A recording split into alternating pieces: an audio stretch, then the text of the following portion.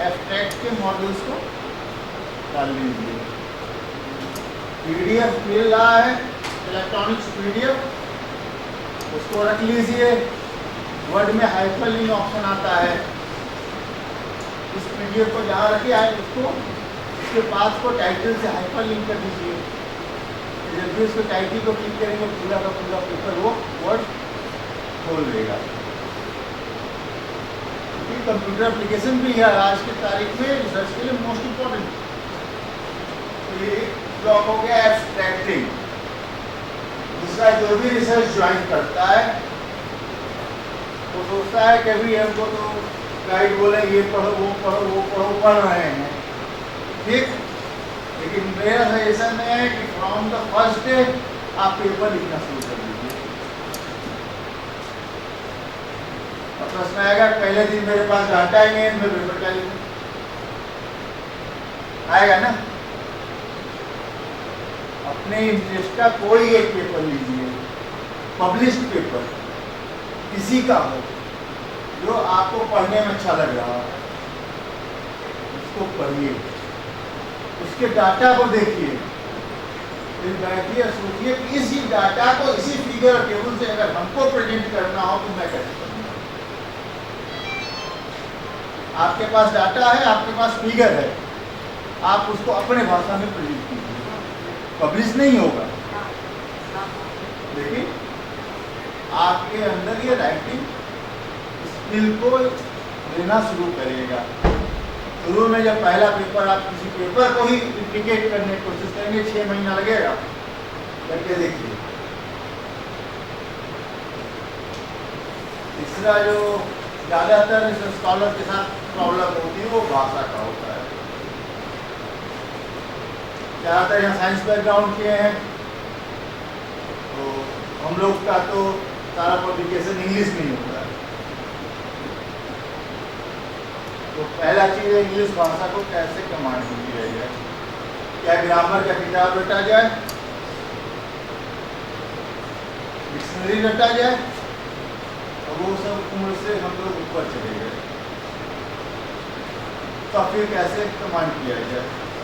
कोई भी एक इंग्लिश न्यूज़पेपर लीजिए,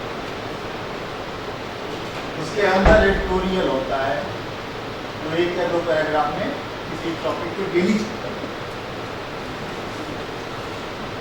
उसको लीजिए, एक कॉपी लीजिए, शुरू के 1 हफ्ता सिर्फ और सिर्फ वो जो लिखा उसी को 5 बार उतारिए, उसको 5 बार उतारिए। पहले दिन से आप उसमें ज़्यादा कुछ नहीं कर पाएंगे। अगर किसी अच्छे इंग्लिश पेपर के एडिटोरियल के साथ खेलना चाहेंगे तो पहले दिन उसमें नहीं खेल पाएंगे। 1 हफ्ता सिर्फ और सिर्फ उससे दोस्ती कीजिए। दोस्ती करने का आसान तरीका है कि उसको लेके अपने कॉपी पे उतारिए 5 बार 6 बार 1 दिन में डेली। 1 हफ्ता के बाद जब चीज़ें पकड़ में आने लगे तो कोशिश कीजिए उसको अपने भाषा में करें। हो सकता है ग्रामर में मिस्टेक हो, कोई दिक्कत नहीं है, किसी टीचर को दिखाने की जरूरत नहीं पड़ेगी, आप लिख डालिए और विश्वास मानिए। उसके बाद जब आप पढ़ेंगे तो आपको लगेगा कहाँ कहाँ गलती किए हैं।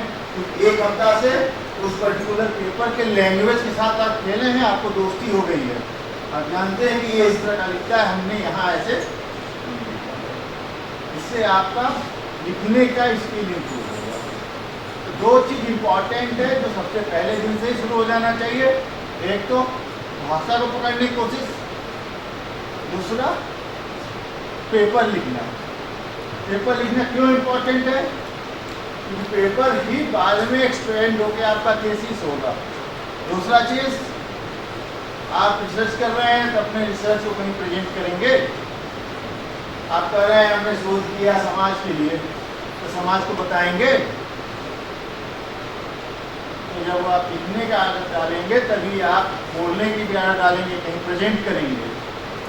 और तीसरा चीज इम्पॉर्टेंट है पेपर राइटिंग में, that is it must be a story.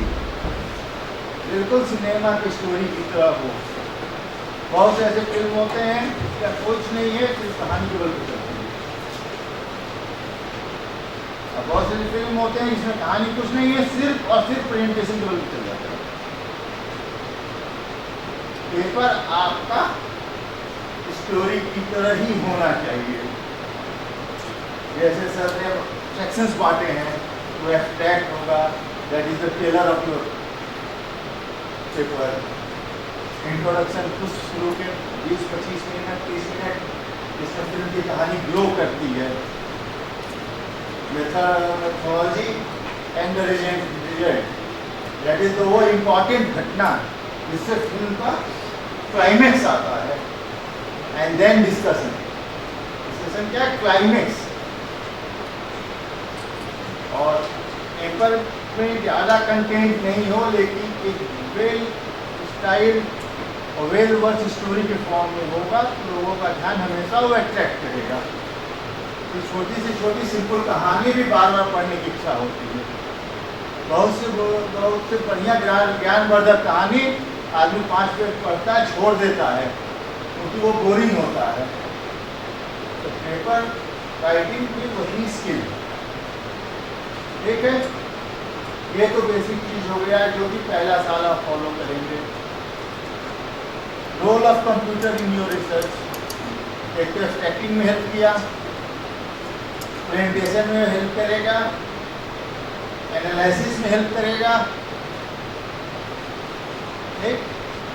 लेकिन उसके लिए सेट प्रैक्टिसेस हैं, आप उसके द्वारा दिए गए पैटर्नों पे सेटिस्फाई अगर हो गए शुरू में, तो फिर आप अपने रिजल्ट को अपने इच्छा अनुसार नहीं प्रेजेंट कर सकते।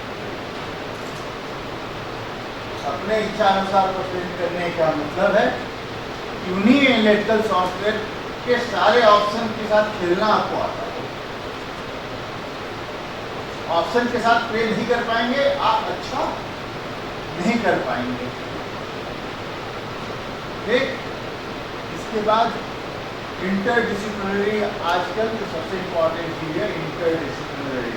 फिजिक्स में मटेरियल साइंस के लोग भी बायोलॉजी वालों के साथ कोलैबोरेट कर रहे हैं, क्योंकि बायो इंस्पायर्ड मटेरियल के नाम पे चीज़ें चल रही हैं। बहुत से ऐसे केमिकल हैं जो मटेरियल साइंस से अच्छे मटेरियल बना रहे हैं, लेकिन उनके बायोलॉजिकल एक्टिविटी है तो टॉक्सिक भी हो सकते हैं। क्या हो सकता है? वो जो है सो किसी टॉक्सिक को अपनी तरफ अट्रैक्ट करके बाइंड करता हो।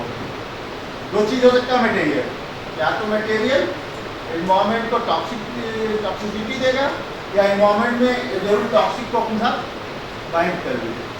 जब यहाँ पे सिर्फ फिजिक्स के आदमी से नहीं चलेगा, उसको किसी किसी के साथ कोलैबोरेट करना पड़ेगा। ये आपका इंटरडिसिप्लिनरी रिसर्च हो गया। और तो आजकल सबसे ज़्यादा इम्पॉर्टेंट है कि आप किसी फील्ड में है मॉडलिंग। पहले मॉडलिंग है, एक ग्राफ बनाते हैं, उसके बाद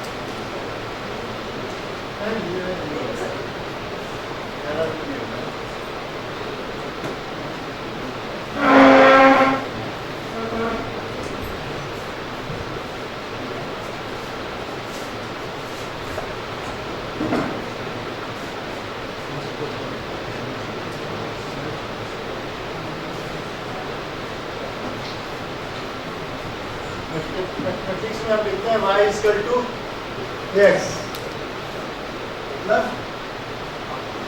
x का जो मान होगा y के बराबर होगा। इसका मतलब जो हमारा ये हो गया एक पॉइंट, ये हुआ दूसरा पॉइंट, तीसरा पॉइंट, और इसको मिलाते हुए एक लाइन हुआ। यानी कोई डाटा इस लाइन के सिमिलर नेचर का हुआ कोई भी डाटा किसी भी चीज का रिजल्ट आपका है, अगर ग्राफ प्लॉट करते हैं और वो इस तरह की लाइन बना रहा है बिल्कुल इसी तरह का, तो वो क्या रिप्रेजेंट कर रहा है, जो फंक्शन उसका बन क्या बन रहा है, ठीक। और x प्लस 2 लिख दिए तो अब x के साथ जो है अब ये वाला पॉइंट बनेगा, अब ये लाइन बदल गई, 2 पे 2 जोड़ेंगे तो 3 पे, अब ये लाइन यहाँ से स्टार्ट हो रहा है, ये लाइन का नीचे रहे। कभी कभी हमारा डाटा इन दोनों लाइन के बीच में है, कुछ पोर्शन इसमें कुछ पोर्शन इसमें, तो ये मैथमेटिकल एक्सप्रेशन से हम एक फंक्शन जनरेट करते हैं। क्या एडवांटेज इस फंक्शन को जनरेट करने से, बहुत बड़ी मैथमेटिक्स नहीं है लेकिन है, इंपॉर्टेंट ये है कि जब हम किसी अननोन वैल्यूज पे जाना शुरू करते हैं, नोन वैल्यूज को हमने करके इसको प्लॉट कर लिया, फिर अननोन वैल्यूज के y की वैल्यू देंगे तो हम x की वैल्यू निकाल लेंगे, x की वैल्यू देंगे तो हम करते हैं कि नहीं, एक्सपेरिमेंट आप लोग किए होंगे पीएच मेजरमेंट का, ज़्यादातर लोग किए होंगे। पहले नॉन पीएच के हिसाब से करते हैं इन्वायरमेंटल में वो वाटर का टेस्टिंग करते हैं, उसमें अलग अलग डालते हैं और उसकी वेवलेंथ या पीएच कैलकुलेट करते हैं, प्लॉट करते हैं, फिर एक नॉन डाल देते हैं, नॉन की वैल्यू के हिसाब से कहते हैं कि इतना परसेंट ये केमिकल होगा और इतना परसेंट ये केमिकल होगा, तो फिर तो हमारा नीचे दोनों प्लॉट के बीच में आएगा। तो कुछ भी हो, किसी फील्ड में रिसर्च कर रहे हो, चाहे बॉटनी हो जूलॉजी हो, थोड़ी सी मॉडलिंग आपको आनी चाहिए, ठीक। तो बेसिक टिप्स यही है स्टार्टिंग फेज के लिए। इसमें सबसे इम्पोर्टेंट चीज़ है कि एब्स्ट्रैक्टिंग प्रॉपर होना चाहिए, उसको बाकायदे वर्ड में बनाएंगे। जब भी इंटरनेट पे सर्च करने बैठेंगे उस दिन के लिए अपने आप को कन्फाइन कर लेंगे कि इतना ही टॉपिक हम सर्च करेंगे, इतना ही दूर भागेंगे, इससे ज़्यादा हम नहीं भागेंगे, क्योंकि सर ने खुद बताया कई करोड़ लिटरेचर हैं। एक आदमी पूरी जिंदगी बीत जाएगी, क्या वो उतने करोड़ लिटरेचर को पढ़ पाएगा? दूसरा, भाषा पे कंट्रोल करना, इसके लिए कोई टेक्स्ट बुक नहीं, कुछ नहीं, घर में पेपर आता है, इंग्लिश पेपर उठाइए, वहीं से शुरू हो जाइए।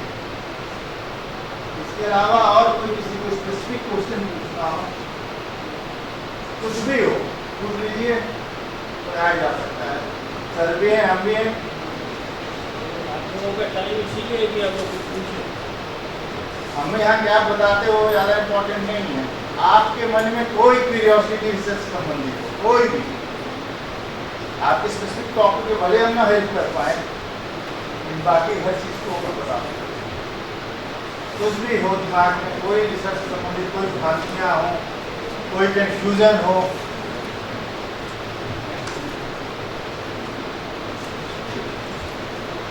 Thank you.